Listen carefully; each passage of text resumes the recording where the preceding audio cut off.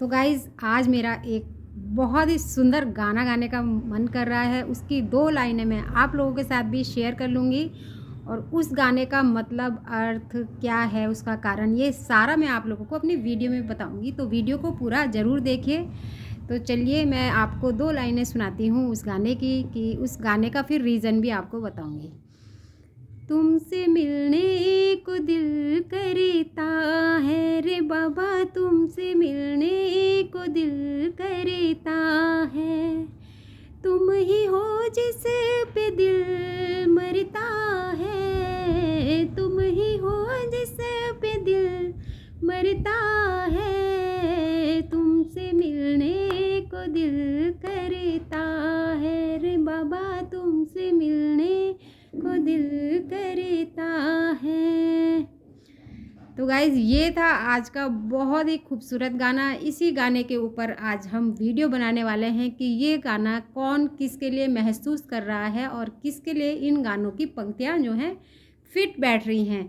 तो hello guys, नमस्ते, कैसे हो? उम्मीद करती हूँ कि आप सभी लोग बहुत अच्छे होंगे, स्वस्थ होंगे, मस्त होंगे और अपनी अपनी लाइफ में व्यस्त होंगे। तो गाइज़ माता रानी आप सभी को जो है बहुत अच्छा स्वस्थ रखे और आपके घर में सुख समृद्धि बनाए रखे। तो चलिए अब जो है हम करते हैं अपने आज के वीडियो को स्टार्ट। तो इस वीडियो देखने के साथ ही आप सबसे पहले वीडियो को लाइक ज़रूर कर दीजिए करें प्लीज़। तो लाइक करने के बाद जो है, अगर वीडियो बाद में पसंद आती है तो कमेंट्स में अपने विचार भी ज़रूर लिख दीजिए और चैनल पर अगर बिल्कुल नए आए होंगे तो चैनल को भी सब्सक्राइब ज़रूर कर लेना। तो चलिए करते हैं वीडियो को स्टार्ट। तो गाइज़ जो मैं गाना गा रही थी, तुमसे मिलने को दिल करता है रे बाबा, तुमसे मिलने को दिल करता है, तो ये जो है आजकल महसूस कर रहे हैं इन गानों की पंक्तियों को जो है हमारे लप्पू भैया, यानी कि सचिन भैया, जगत भैया, कोई से भी भैया कह लीजिए, ठीक है। वो आपकी इच्छा है कि आप लप्पू भैया बोलना चाहें, जगत भैया बोलना चाहें या सचिन भैया बोलना चाहें, तो वो आपकी अपनी इच्छा है। तो हम तो सचिन भैया, लप्पू भैया कुछ भी बोल लेते हैं। तो उनका मन जो है आजकल कर रहा है बहुत ज़्यादा मिलने का, किससे? भुट्टो रानी से, यानी कि किट्टो रानी से। किट्टो रानी जो है आजकल जगत भैया के मन में बहुत घर बना गई हैं। उन्हें हर समय उनकी याद आती रहती है और वो कुछ ना कुछ बहाना लेकर जो है भुट्टो रानी के घर पहुंच जाते हैं। तो हालांकि वो अपनी वीडियो में अपनी वाइफ मनीषा यानी कि लप्पी के लिए भी बहुत ज़्यादा प्यार दिखा रहे हैं। उनके लिए भी आजकल बहुत गाना गा रहे हैं, वीडियोज़ में दिखाते रहते हैं कि हमारा बहुत ही अच्छा कपल है, बहुत ही अच्छी हमारी मैरिज लाइफ चल रही है। वैसे हम भगवान से प्रे करेंगे कि अच्छी ही चले, लेकिन जो आपके लक्षण है ना लप्पू भैया, जो जिस तरह की आप हरकतें करते हो उससे बिल्कुल भी ऐसा नहीं लग रहा है कि जो है आप अपने घर गृहस्थी पर ध्यान दे रहे हैं। आप सिर्फ ये चीज़ें दिखावे के लिए करते हैं, सोशल मीडिया पर अपनी वीडियोस के लिए करते हैं।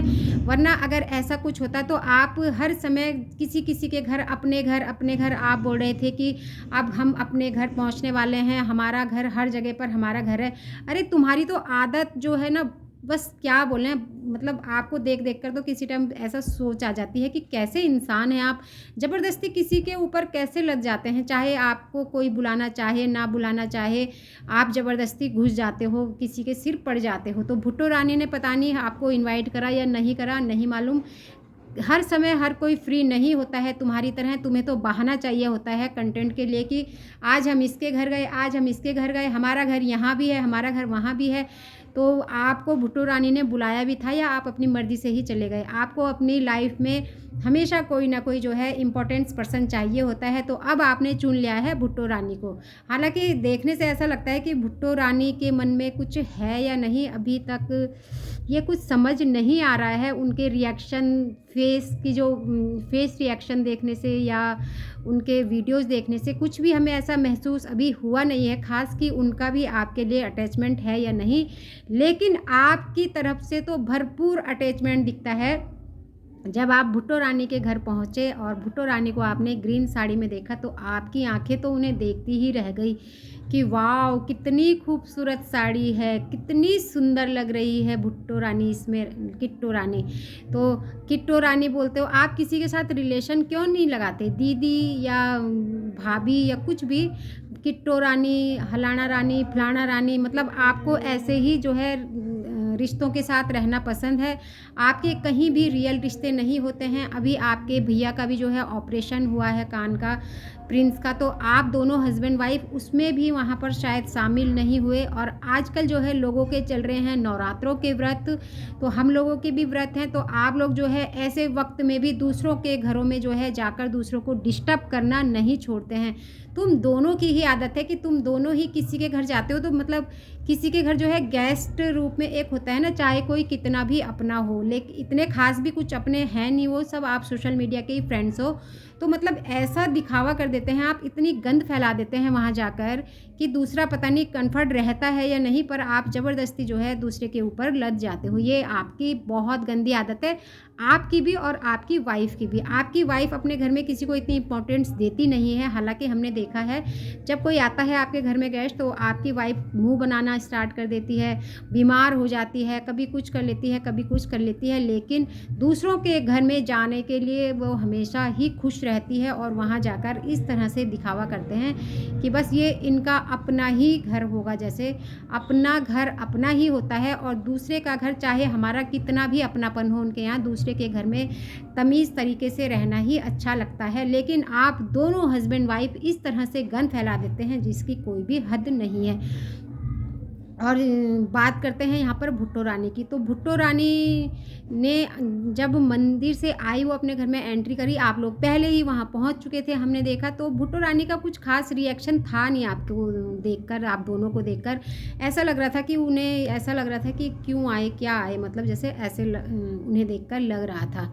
कहीं ऐसा तो नहीं कि भुट्टो रानी के ऊपर आप ज़बरदस्ती लद रहे हों या ज़बरदस्ती उनके सिर पड़ रहे हों।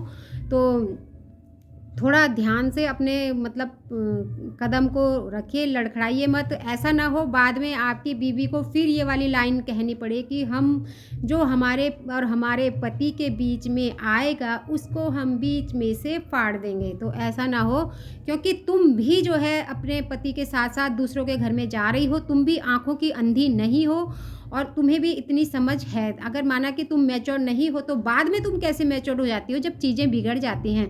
तो जब चीज़ें हो रही हैं स्टार्ट, उस समय आप समझिए ना लप्पू रानी, लप्पी मैं भाभी, आप क्यों नहीं समझ पाती हैं उस समय भी तो आपको समझना चाहिए। एक वाइफ़ को पता चल जाता है कि हमारे हस्बैंड की किसके प्रति क्या फीलिंग है, कैसे क्या चीज़ें हो रही हैं। तो उस समय तो तुम भी मज़े लेती हो, दूसरों के घर जाने से मतलब है घूमने को मिलना चाहिए, तो तुम बच्ची की तरह एकदम ऐसे खुश हो जाती हो। तुम्हें भी अपनी लाइफ के बारे में, फ्यूचर के बारे में, घर के बारे में कोई भी मतलब नहीं है।